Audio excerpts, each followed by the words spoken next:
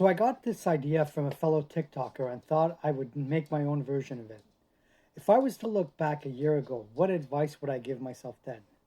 If you don't know me, I'm Johnny. I'm a digital marketer. I'm trying to leave my 9 to 5 so I can live the life I deserve. So the first thing I would have done is have a clear vision or a goal for what I want to accomplish or do. When I started, I was all over the place and I didn't have a vision. I started off with Legendary Marketer's 15-day Business Builder Challenge.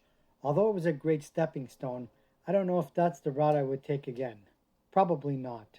I would have made some good contacts earlier and been a little more trusting towards the people in the same field as me. I spent months watching these TikTokers before I realized they're just people like me. They're not out to scam you or make $1 million. Another thing I would do is tell myself that I am good enough to do this. When you start off, you get hit with a hefty dose of imposter syndrome and you start doubting yourself. You start thinking you're not good enough and you have no business being in this business. Everyone out there is much better than you are. But that's simply not true. Many of the online friends I've met so far have been nothing but supportive. In this community, we definitely push each other to be better than we can be. I would also teach myself to get ready for adversity. Bad and sometimes good, you have to be ready for when your bills become overwhelming and you have to let things go and start doing overtime to bring those bills down.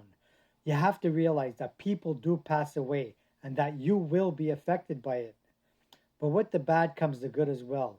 You might meet that someone special who'll change your life. And then all of a sudden, all your focus and time and energy is directed towards that person, and your business takes a backseat to it all. Finally, I think I would have pushed myself to get the roadmap much earlier in my journey. I had the chance last spring to get it, and I was ready to order because the person I was buying the course from had payment plans. So it would have been much easier to split the cost into 4 payments. With the course being $500, I figured 4 payments of $125 was not a big deal. And being that I was Canadian, I wasn't able to take advantage of that. I was really discouraged because she was also offering a 5-day business class to anyone who bought the course. So that's why I wasn't able to take advantage of it.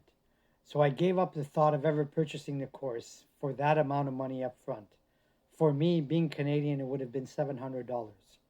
The roadmap course has taught me so much that would be the biggest advice I would give myself is to buy it early and focus on it as early as possible in my journey.